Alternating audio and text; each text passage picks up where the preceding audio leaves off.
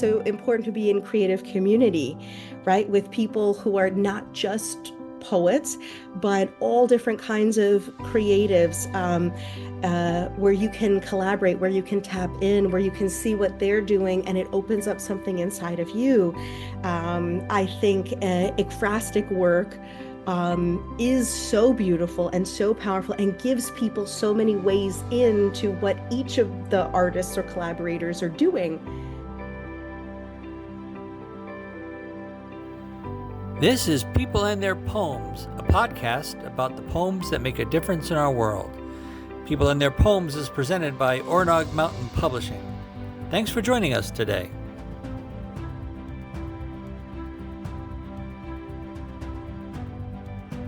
Welcome to People and Their Poems podcast. I'm your host, Sandy Carlson, and I'm here today with the amazing Katie Schneider, Poet Laureate of Norwalk, Connecticut, and a super active advocate for poetry and an amazingly talented writer of poetry. Thanks for joining me today, Katie. Oh, I'm so honored to be here, Sandy. I just love hanging out with you whenever I get a chance and talking poetry, sharing poetry. So thank you so much for having me. Oh, it's fun. Could you just give us a little bit of background? Like, how did you come to be a poet? Oh, yes. I think I have always been a writer, a little thinker. So many thoughts going on in my mind. When I was growing up and I was a teenager, I was drawing, I was painting, I was playing the piano, I was playing guitar, I was feeling so many feelings, and would be drawing in sketchbooks, writing poems in those sketchbooks too. And I probably took my first poetry class in high school, and that's when I started to realize, okay, this could really be something that I continue to do in college and maybe seek publication. And that was really made very, very real to me when I started to have classes in college with Dr. Kim Bridgeford, the late great queen of my poetic heart, Dr. Kim Bridgeford. She was my mentor, just an incredible, incredible poet.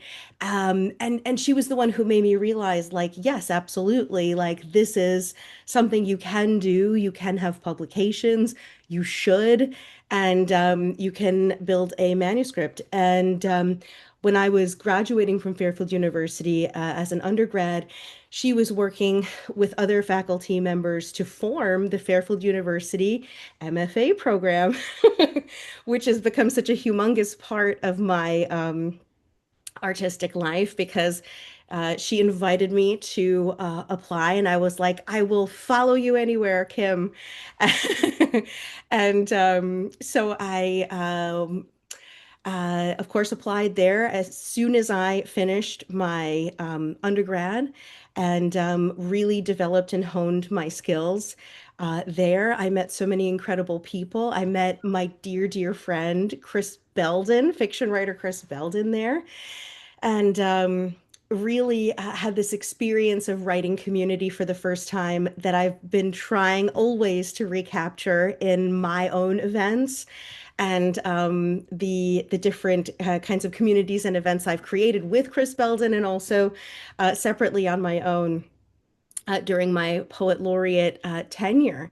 And what I learned, and kind of the commitment to writing and the pursuit of publication that I learned in my MFA program and with that community of people from the time I was still in my early 20s.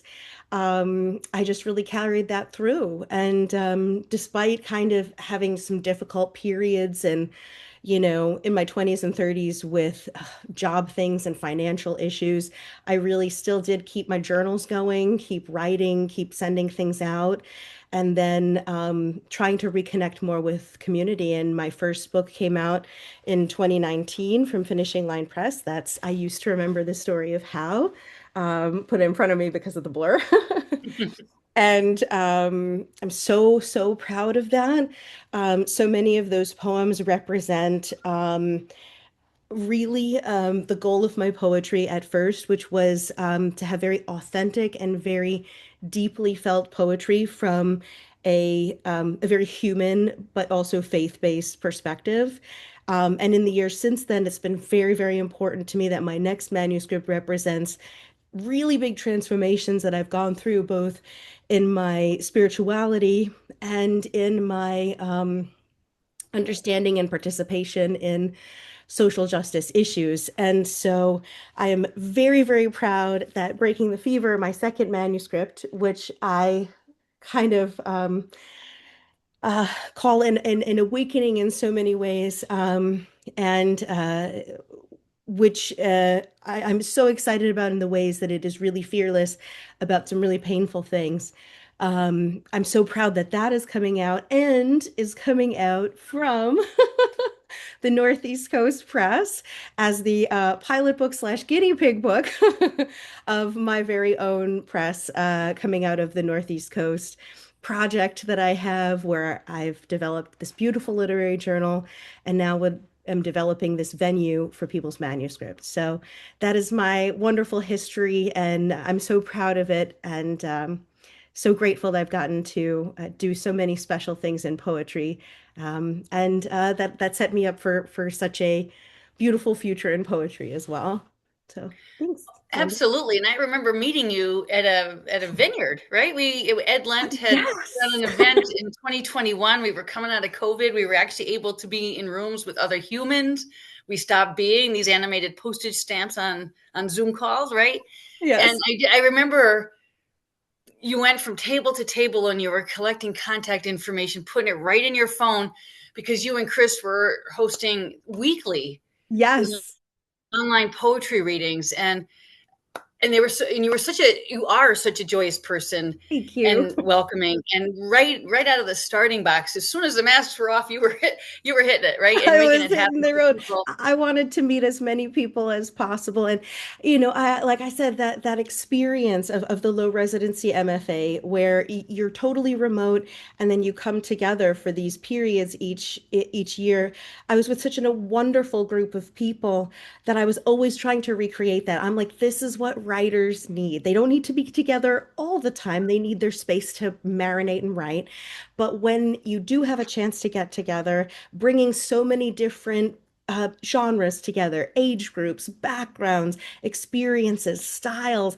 I wanted to really bring people together and have them share the beautiful work that they were creating, share their thoughts. And Chris and I ran that live stream for over 3 years. And most of that time, it was every single week. We only took really tiny vacations. We had over, oh God, it was something like maybe almost 200 individual readers. We had over 100 episodes, and we're still so proud to have that. And we have kind of these beautiful moments too, where maybe a couple of our dear writer friends have passed since that time, and it's incredible that we get to have that record with them. And we've had some friends who have gone on to continue to like do and write amazing things, and we have these beautiful interviews where we're with them online. We also had a chance to work with, um, uh, have on the show Mosa Babutoha, who has been such a very important voice from Gaza. He's a Gazan Palestinian man who has been a very important voice in reporting on what is going on in Gaza and how he himself really suffered tremendously there. So we've been so proud just to do it and create that warm community connection for so many people in and beyond our MFA program. And we're so proud of what it kind of continues to be online as this collection of wonderful readings and Q&A sessions and kind of community moments. So yes, that was something I really loved to do at that time. And I think I'm still evangelizing poetry and writer community in the kind of current events I do now, the open mic and my Poets and Writers series, and of course the literary journal and now the press. I want people to have venues. I want them to have connections. I want them to share the important things that they're writing and feel welcomed and encouraged. Well, you are the master of that for sure. So we can put in the notes, we can put a link to the YouTube channel where people can actually see that Yes. archive of conversations. And I think, I just also to use the internet and to use the resource available during COVID when people were feeling isolated Right. and to build community through our creativity. I think there's such power in, we might not know much else about each other when we're Right. having conversations or doing roundtables or whatever the format is, but through that poetry and through that commitment to life, through Yeah. the arts, we are connected and we have common ground, and I think it's sustaining, and it's a really, Totally. really powerful and creative thing. I know with our own poetry and with the roundtable that we host, there is a variety and a range of points of view Yes. that people have on life and politics or what have you. But what we share is that commitment to life. And it comes through in your poetry. I had the privilege of reading Breaking the Fever um, before it found its way onto paper. And it was such a delight to read your work um, and just to sort of be in those psychological and emotional and spiritual places where your poetry goes. Um, Thank you. and I think yeah, let's not keep our listeners in suspense. Would you share some of the poetry from that collection? Oh, I would be so, so honored to do so. Um, like I said, I'm just so proud of this collection as continuing in the spirit of my first collection. I used to remember the story of how, but facing more challenges and not necessarily immediately coming to a place of grace. It's definitely, I feel, more challenging. And that the grace that we eventually do come to towards the end of the collection is really is earned, and it is um, very uh, without illusions. And I think it's beautiful to see the growth from that. So before I read the poems, I just want to share that this that my collection is broken up into sections, which is something I really like to do, especially if you've read the literary journal as well. I have a prologue poem and an epilogue poem, which I've very specifically placed. But I will be reading one poem from each of the main sections. The first section is called Save Me. The second section is called Foreign in That Place. The third is called Bright Bits of Stars. And the fourth is called Broken Glory. The Save Me section is really focusing on, oh goodness, the ways in which well, certainly specifically me, my poetry is so personal. Feeling betrayed by society and religion, really coming to terms with the fact that as much as we have believed in and trusted and had a loyalty to certain institutions, that they too really, really can fail us, and that we need our intuition. We need to be guiding ourselves. Foreign in That Place, the second section, really is many of my poems that came out of this very, very life-changing trip that I took to the Holy Land, where I spent most of my time in the Palestinian territories, seeing these incredible religious sites, but also seeing the incredible, just horrifying injustices on the ground towards Palestinian people. And I was trying to reconcile this incredibly powerful, beautiful place that so many people around the world imagine with the realities that are like a nightmare for the Palestinian people who live there. And so, whoa, if we're feeling like our religion and society and what we've been taught has betrayed us, then I'm really seeing it there with an overlaying of what I've always imagined about the Bible. So pretty intense, but I think a powerful read. The third section, Bright Bits of Stars, comes much back closer into personal and romantic relationships, wishes and feelings and grief, and the ways that we lose ourselves in romantic relationships, in hope, in friendships that when become codependent, when we put too much hope in that, we are going to be hurt, we're going to be disappointed, or at the very least, if we're putting too much of ourselves, we're going to lose ourselves, right? So these first three sections really showing all of these different painful things.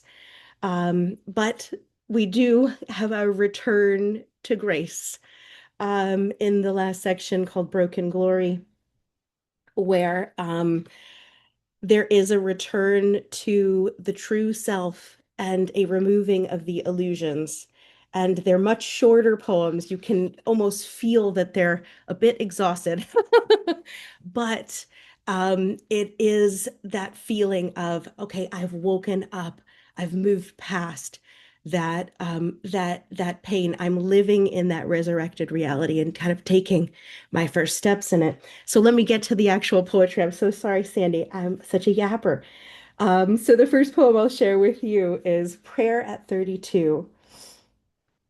Prayer at 32. I get my little uh, marker out of here. Prayer at 32 from the Save Me section. Save me from the sin of what I thought I knew before. Save me from the sin of what I thought was true before. Save me from the sin of what I believed was right before. Forgive me for the pain of those I hurt in ignorance before. Save me from the demagogue. Save me from the god of war. Save me from the charlatans who swindled me before. Save me from the Pharisees, the tyrants, and the priests. Save me from the influence of every sheep-clothed beast. Raise me with the little ones, raise me with the weak, raise me with the gentle ones, the injured and the meek. Tell those snakes we rise above their violence and control. Tell their mob the torch and pitchfork cannot pierce our souls. Thank you so much. I feel like my recovering from the flu voice is adding emotional intensity,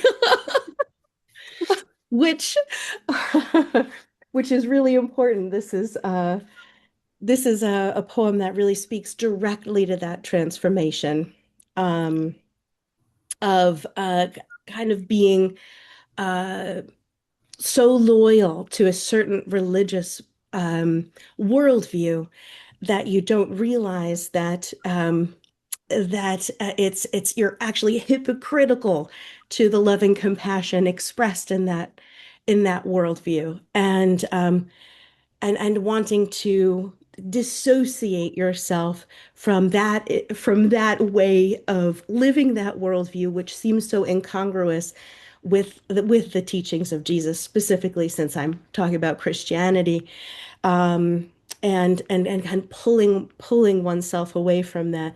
And I don't often use as much repetition and rhyme, but I feel that it's so effective here and kind of calls to mind different kinds of religious uh, prayers, kind of chants, meditations, and and even almost a psalm-like quality.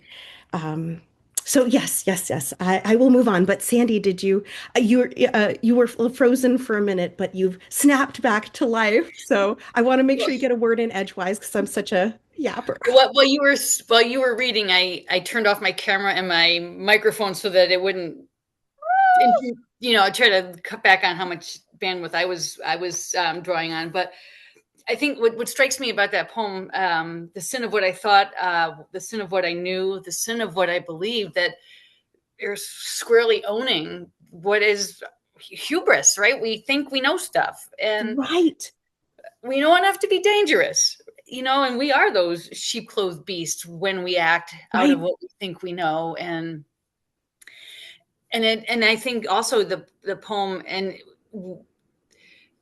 the rhyme and the repetition creates some order around the chaos of this world, which is what prayer can Yes. do for us, and but those opening lines are so compelling to me because, Yeah. well, remember my first time I was out of the United States. I was pretty young. I was in Ireland and I was staying at a youth hostel, and it was the late 80s, talking about all the stuff that the United States was doing that was wretched. Right, right. And I read the New York Times every day, and I'm thinking, what? And it made me stop and think.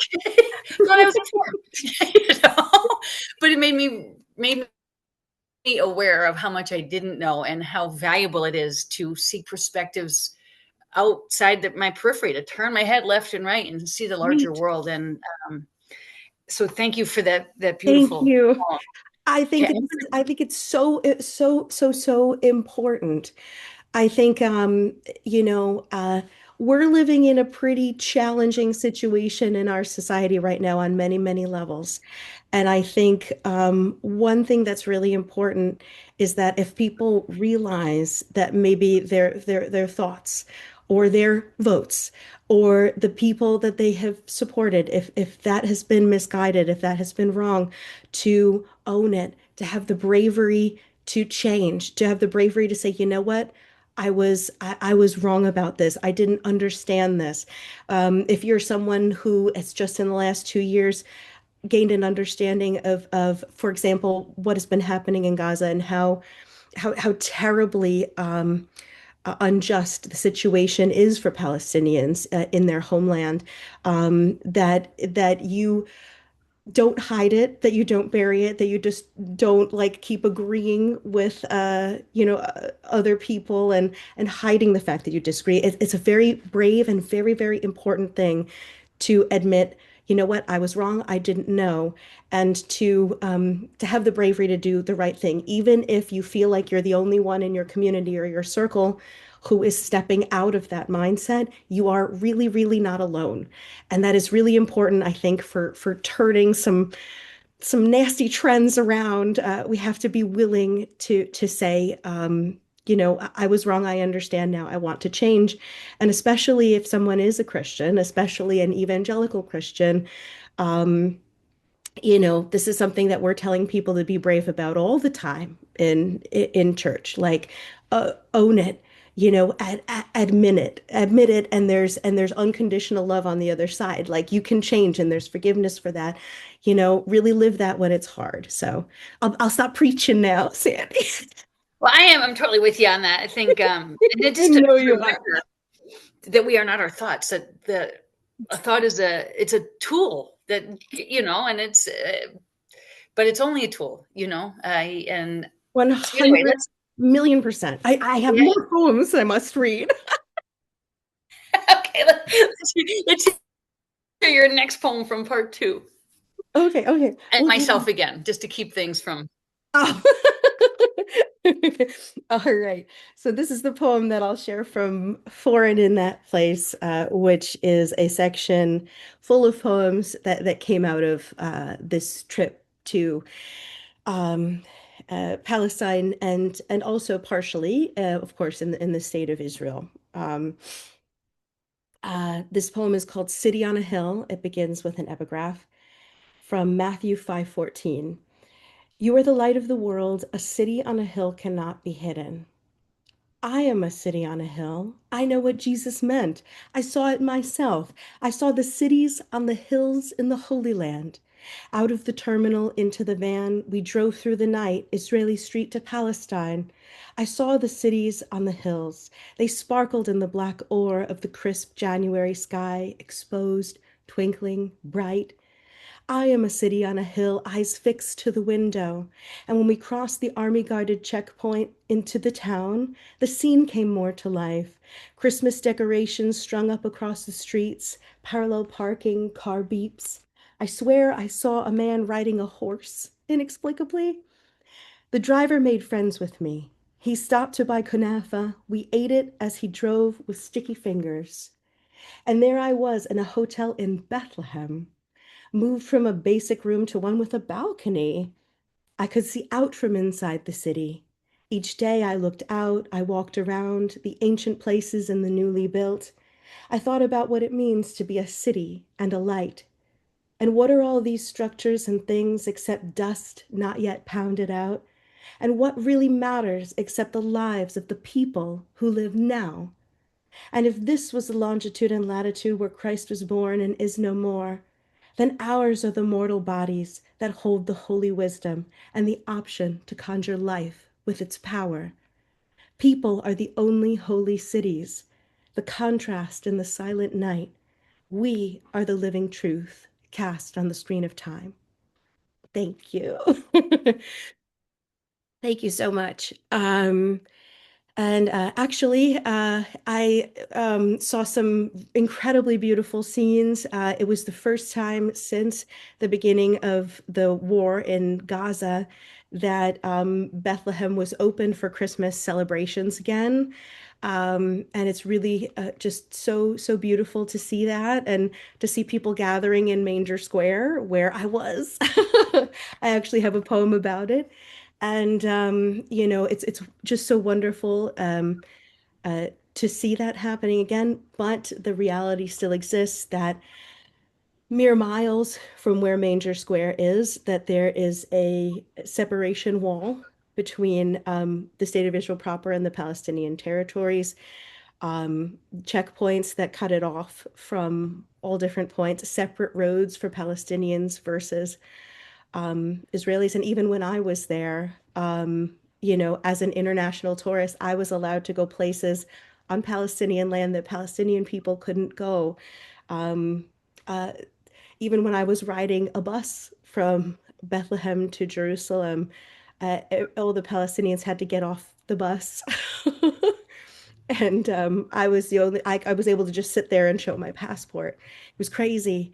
So anyways, before I digress further, the point that people are the only holy cities, right? And our religions and laws of human rights, whatever you really do believe in, tell us that people are what matter and they deserve their human rights. And if we're seeing societies and places where human beings are not being respected, we need to recognize that. We need to recognize that, especially in the Holy Land where we're looking for Jesus, okay, who told us to love our friends and our to love our neighbors and our enemies, right?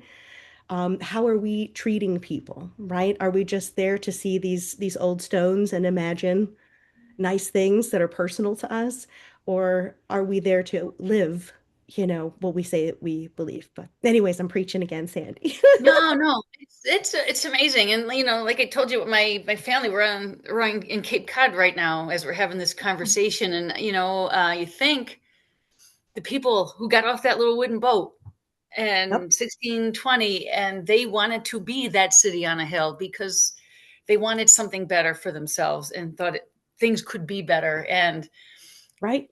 I'm thinking their winters weren't warmer than they are right now. And it's cold out there and it's windy and it's fierce. And so there is something in us that wants to do and be better, and I think 1,000,000% absolutely yes. I think when religion though gets wrapped up in seeking power and trying to become a weapon for our fears, then the very thing that should make us a blessing to our neighbors becomes a real weapon and a harm to them.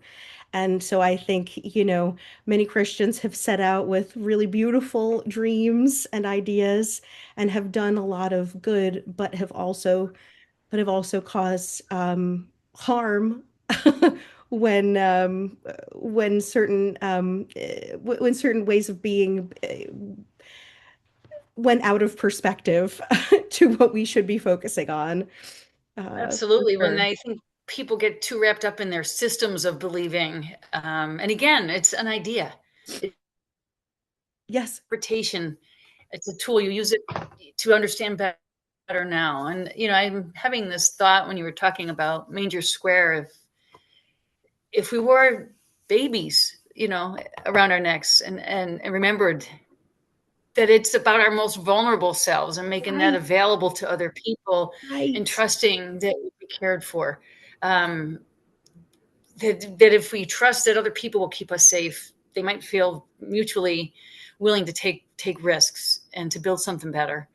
Absolutely, absolutely. I think we love the message of unconditional love and forgiveness for ourselves, but then when it comes to living out that love of God in a way that dismantles our fears and prejudices and asks us to sacrifice, for each other. It asks us to give the poor and give to the poor and not seek tremendous unreasonable riches for ourselves, and to welcome people that are different from us and almost treat them as better than ourselves. I think then that challenge is where it gets scary, and where folks can try to turn religion into something that kind of pads their reality and makes them better than others, which was, I mean, in my opinion, certainly not the intention of the gospel. Absolutely. Yeah. All right, Katie, let's Yeah, we have more poems to share. All right.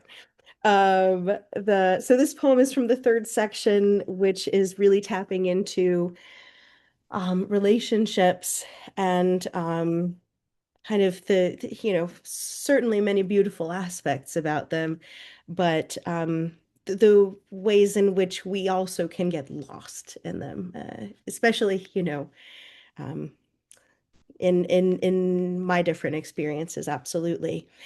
This poem is also a real special one called Tell Me Your Dreams, and it's inspired by a painting of the same name by artist James Chen Wishart.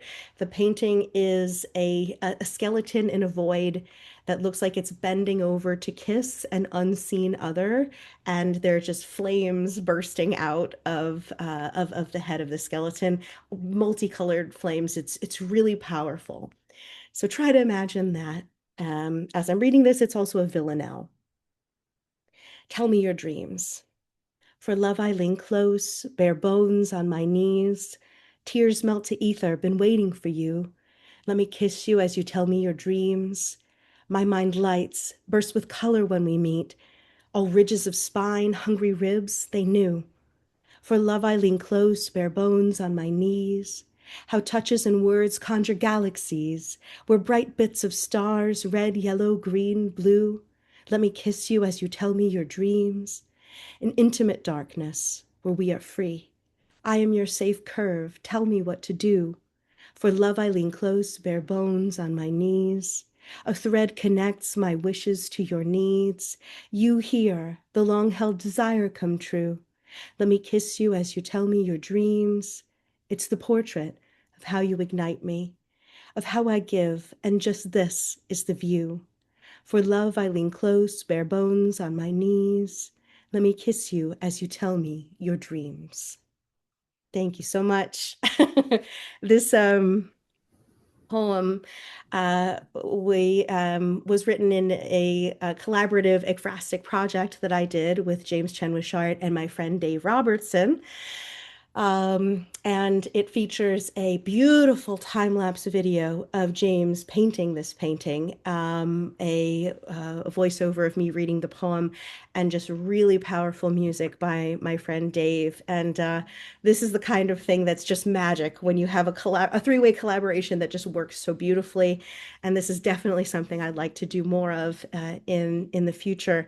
What I love about this poem is that it so beautifully captures desire and longing and wanting to love and serve, and make the dreams of the one you love a reality. And I think that is so beautiful and so real. And I think when you read it in the context of the book, almost a little bit of a warning, right? Um, uh, that tell me your dreams, right? Let's be careful about investing all of ourselves in someone else's dreams too, you know. But that's, like I said, within the context. I think contained within itself, it's a really, really beautiful romantic poem. And I don't often write romantic poems that don't have a real twist of heartbreak in them. So it's one that I'm really proud of. And it's a little sexy too. So spice. We like it. it is, and the image and villanelles are hard because the Yes. repetition cannot. It's hard to make the repetition work in a meaningful way, Yes. and you do it so effectively. And the image of the thread that connects my wishes to your needs Yes. speaks to that subtle warning, and also the Yes. generosity of spirit that Totally. we should be generous in love, right? Of But course. it's also a thread, so it's fragile as well. Yep. And yeah, Katie, thank you for choosing that one and sharing that with us. And is there a link to Absolutely. the Well, recording? maybe not super directly, but if you go to my Instagram, it's you can find it in the highlights. And if you scroll down, this occurred in the summer of 2024, and there's a second painting poem. Uh, ekphrastic collaboration called Prescribed Fire, and that's actually the prologue poem of this book too. So I think it's a real treasure to get to experience the poem in that context. So look in summer 2024 and go find these. You can also find it posted to James Chenwishart's Instagram as well as Dave Robertson's. It was such a special project, and if anyone out there is an artist, uh, and or a musician or both, please reach out to me if you're interested in collaborating. It was such an inspiring opportunity to write something that really was so authentic and fits in beautifully with this manuscript while also tapping into this beautiful piece of art and this music. It was so special. And speaking to the villanelle, yes, villanelles are hard to write, and I can't say that I've written one very seriously since I was like kind of taught how to write it in a class once. But when I was approaching, okay, how am I going to write about this beautiful painting in this time-lapse video? I was just like, well, it's romantic. And I've got romance and seduction, but almost this feeling of longing and sadness in it too, if you look at the painting. And I was just like, it has to be a villanelle, this sort of seductive repetition. I was like, oh, and then it couldn't be anything else once I was like, villanelle is what serves this. And so it was a special opportunity to actually write a villanelle because it just felt like the most perfect thing for this particular project. Yes, but yes. Yeah, it's amazing when you open yourself to the muses, what they do. Yes. When Oh, here, wow. yes.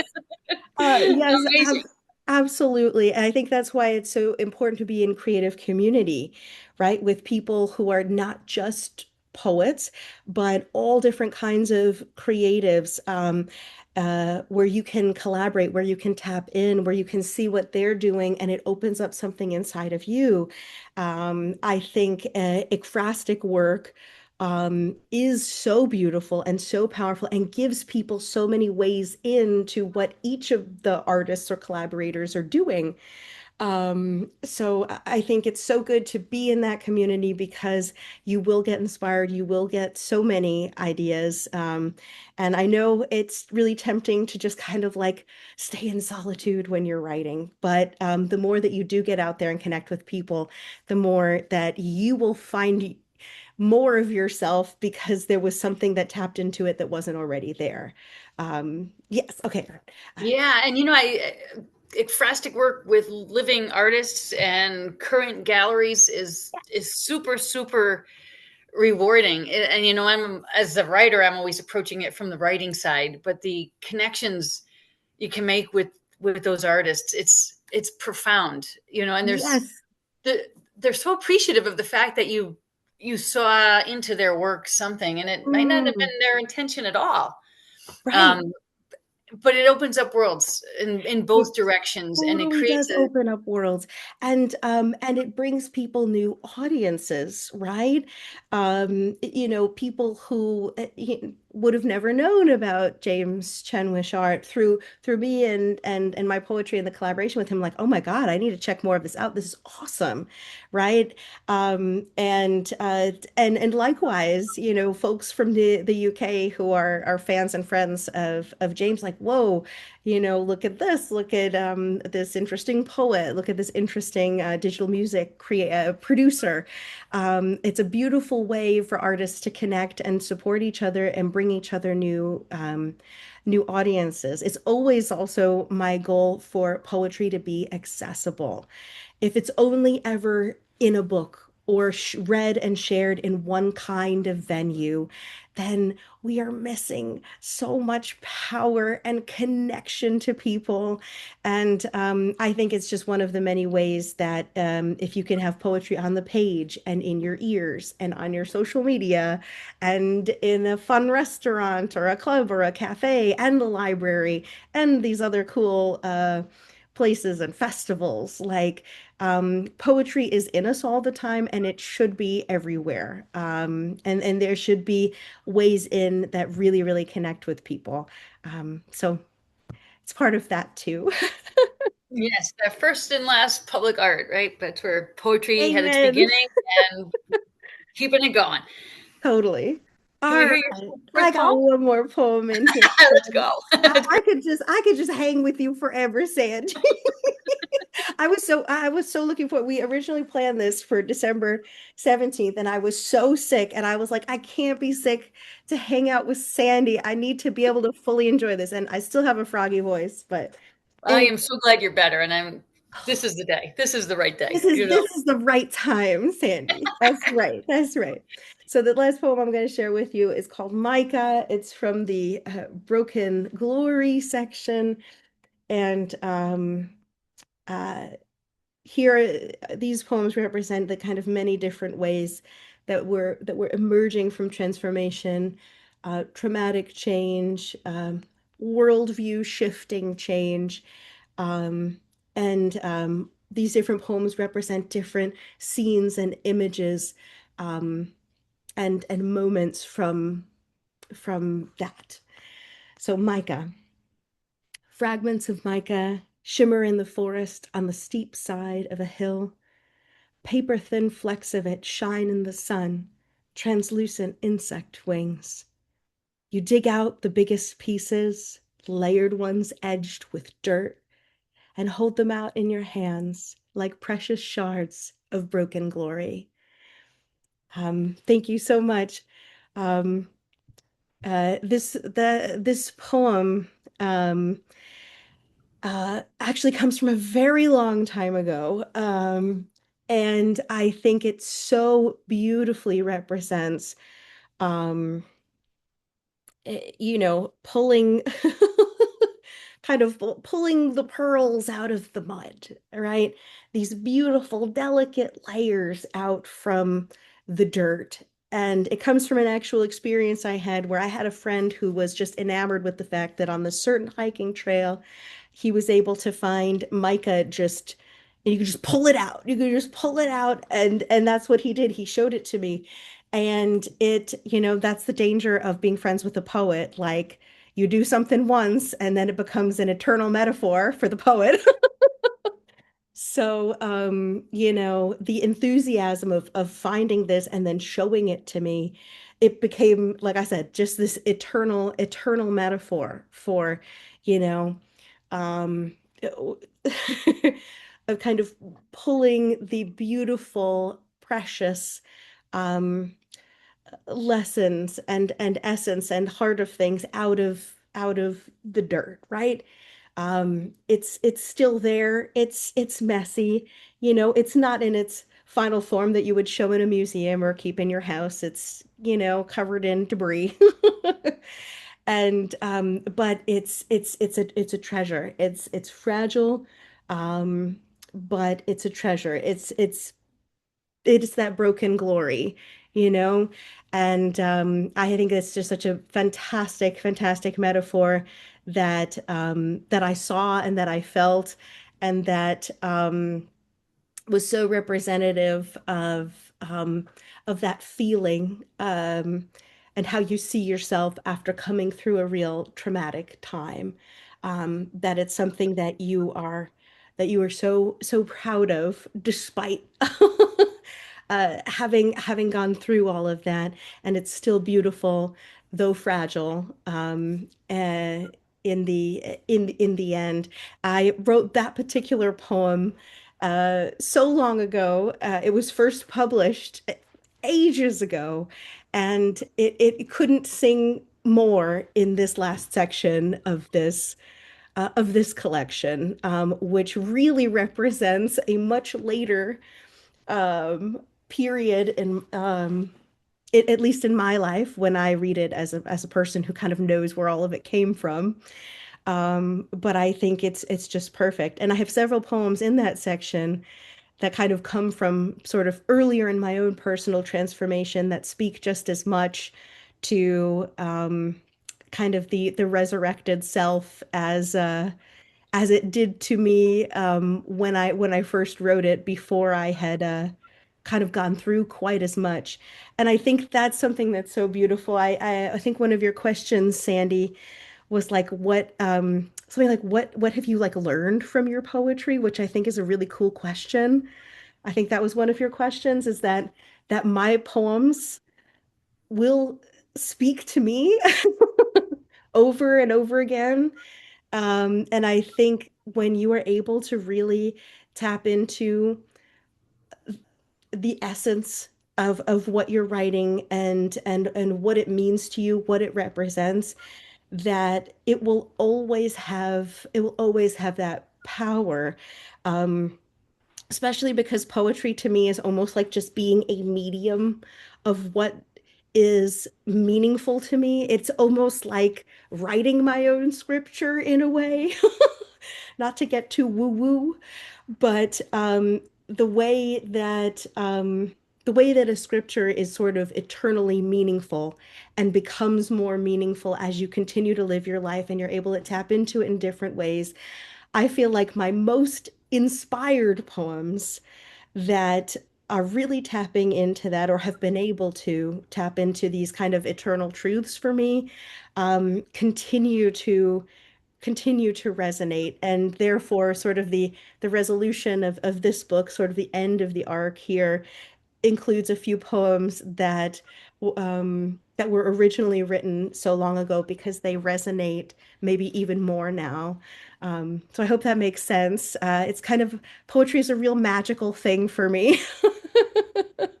It's very not ordinary. Yeah, it isn't, and that, I think the ancients had it right that we are channels, and Yes. it's funny. Poetry is not a book I can take out of the library. If it's I have to have it so that I can go back and Yep. see it again, and it's amazing. And I was thinking of a couple things. Well, three things come to mind that I'll identify. I remember as a kid going to the corners of the playground and looking for the rocks that had mica in them and feeling like I Yeah. had found a treasure. Because it was shiny, and it was those little layers that you could peel off if you were very, very careful. And Totally. couldn't it was the best part of school, was going to find rocks. you know but I was Right. also thinking, was it John Newton wrote Amazing Grace, right? A slave trader who woke Mm, up. And I right. mean, the early church leaders, they woke up, and it's that whole dawning light that Right. glistens in those fragments Mm, of mica. That's so amazing. And you know, I take beautifully home, said, Sandy. yeah, pardon? Beautifully said. One of my sort of mentors is Joseph Campbell. His interviews with Bill Moyers, but his what he says about mythology and about stories, and he spent a lot of time with Jung. This idea that um, life seems fragmented, but you get to a Mm, point and you look back and you see the yes, narrative unfold as a story. totally. And this is what you're saying. It's funny. Last week, I spent some time with a song. Was very happy with herself because she finished a song she started 35 years ago. And she I said, love that. That's I so get why that. she couldn't finish it. It came now." And then she recited the whole lyric to me as a poem, and did that thing musicians do where they let you know what the beat is. It was just an amazing conversation. But this is what we're talking about. And I think, just as a final word for our conversation, what would you recommend to people who might be listening and thinking, yeah, right? What would you suggest that they do to challenge that idea? Well, can you say that one more time, Sandy? It just the audio went out just for a second. I'm sorry. Um, just as a sort of final word for people who might be listening to our conversation and think, yeah, that's okay for them. That's what they do, but I'm not creative. I don't write. What first move might they make to challenge that idea and Yeah. discover otherwise? Well, I think, you're a human person, so therefore you absolutely can write. I think it is absolutely about letting letting the spirit move and noticing the things that inspire you, whether it's something you see when you're out living your life, whether it's a powerful moment that happens to you and you're like, oh, this is unforgettable. This is life-changing. And these were the images and words and faces associated with that. You know, how do you get started? There must already be something in you that's saying, like, I must capture this, And I think my best advice is to go for it, that when you are experiencing these moments that might not be necessarily the time to write about them, but they're going into the fermentation jar inside, like, and you will remember that. And just to give yourself opportunities to write that, to process that, and to write it freely without forcing or trying, because that is when your most amazing associations will come to you, because you're just kind of tapping in rather than forcing it to be something, right? I think a lot of the frustration comes where it's just like, I have this spark of inspiration. How do I, well, you can't, you don't want to do that, because that's when it's going to feel, forced and icky, and you're going to feel like, well, I can't do this. I challenge you to get a beautiful, journal and pen, anything, any kind of medium that makes you feel like a writer. I do encourage getting a beautiful journal and a fun pen to help that journey feel extra exciting and happy. But, when you're thinking about it, to try and keep yourself in that mode, bring yourself to a place, put on a song that helps you stay in that mode, and then channel the purest essence of that and just let yourself write. Write all of the associations, write all the images, write all of the sounds. Don't force it to be anything. Do not edit as you write. Let it all come out, and then you can start to shape it from there. I also encourage finding, if you're not a group person, at least find a good friend or two who knows you really well, who can say, you know what, this is awesome, and go for it, and and can help you also to tap in and stay tapped in and feel encouraged. And maybe if you are a group person and you do want to dive more deeply into it, find a workshop.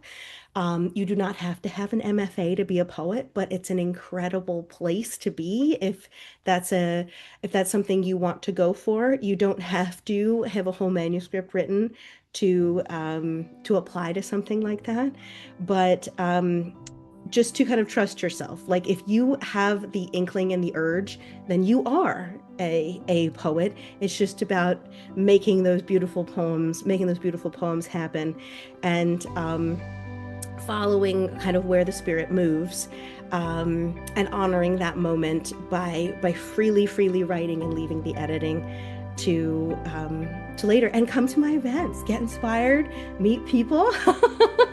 Come to Sandy's events, get inspired and meet people. It's a worthy pursuit. Don't let anyone discourage you, and just really go for it. Go for it, and just don't be discouraged. Yeah. Thank you, Katie. We are going to make it so easy for people to give it a try, with ample notes, with links to the works that you've done, Okay.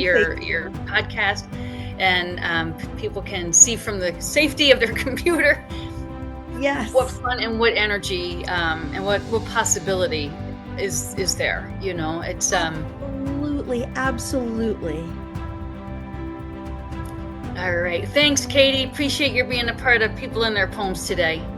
Thank you so much, Sandy. It's been an absolute pleasure, and just thank you so much to everybody. Hope to see you at different events, and definitely keep writing. That's right. This has been People and Their Poems, presented by Oronog Mountain Publishing. Thanks for joining us. Be sure to check the show notes for more information about this episode.